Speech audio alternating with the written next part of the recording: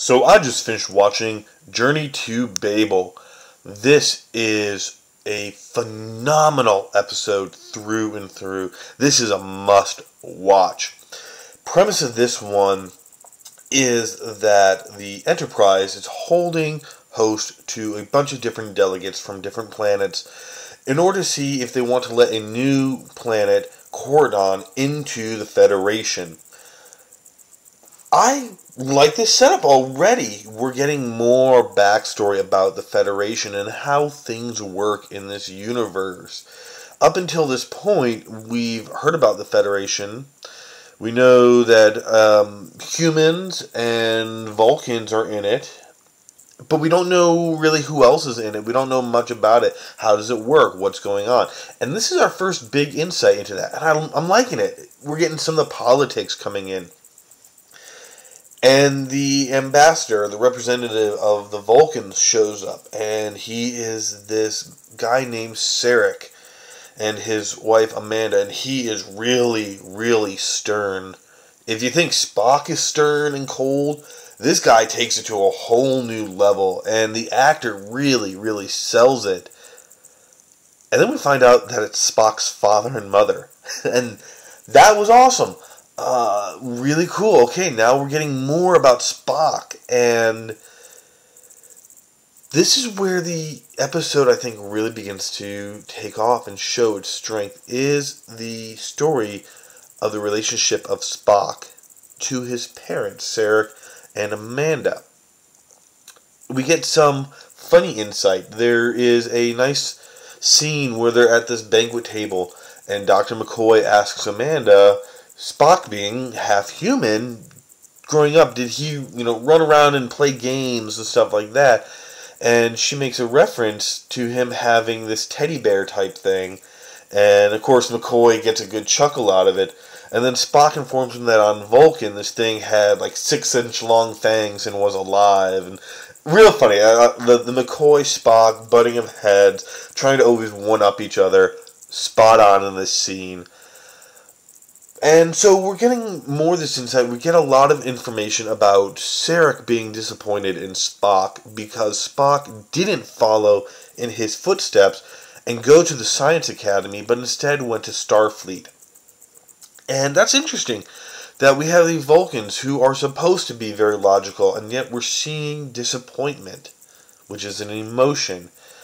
How does that deal? How does Sarek portray that? How does he deal with it? And it's done beautifully. Then there's an assassination. One of the delegates from a planet is killed, and Sarek is, at first, the main suspect. And then we find out that Sarek is really sick, and he's dying.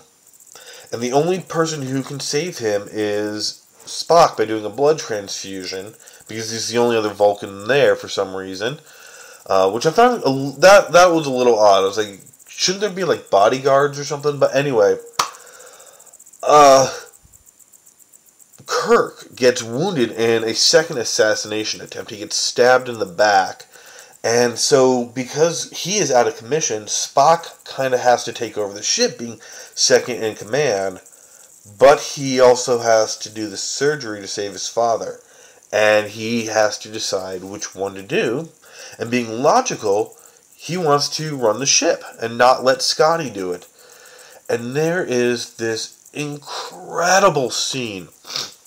It's got to be at least 4 minutes long, maybe a little bit longer, between Spock and Amanda. And I think this is the best acting I have seen in the show to date. Wow. I actually went back and I rewatched that scene. The two of them having this conversation. Spock talking about what it means to be a Vulcan and that it is the path of logic and it is what he chose to do. And his mother just getting on him, being human and being full of emotion. Wow. I don't want to spoil how it ends, because if you haven't seen it, you need to see this episode. Just amazing, amazing, amazing acting. Like I said, I watched it again a second time, just that scene, because it was so good. So that is the real highlight of this episode, I think, is the acting and getting to see the relationship between Spock and his parents. We're getting more insight into the character of Spock, and because he is only half human, and he tends to spend more of it on the Vulcan side, and refers to himself as a Vulcan, yet he isn't full blood, we're now seeing more of that. We get to hear a little story about him being traumatized as a child, that he was mixed race, and on Vulcan the children even teased him. There's some serious social commentary right there. We have commentary, especially with this coming out in the 60s, the, I guess, baby boomer generation, and how they were rebelling against their parents. This is what we're seeing here with Spock kind of rebelling against his father and not doing what his father wanted, and how his father resents him. And is one of them more right than the other? That's an interesting question. And this episode begins to probe at that. We got to see, like I said, more of the backstory of the Federation, which was really nice. What I didn't like about this episode was the assassination plot line. Because there's this ship that's trailing the Enterprise, and they get into a little scrap, and they're shooting at each other. The action took away from the drama. That's kind of odd to say. We don't hear that comment made too much, but it was true. I would have preferred this episode with no fighting, no space battles. Heck, even the assassination attempt could have been taken out, and you could have dealt with something else, just as serious, but not action-based, and it would have still been a stellar episode. So, this episode, this is going down as one of the best I have seen.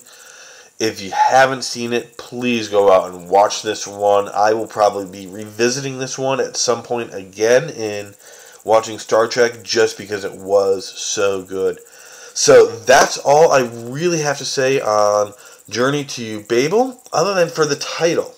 I thought that was a really interesting title. That here we have all these different people from different backgrounds and cultures and races coming together for a meeting, and they're calling it Babel. I will see you guys later.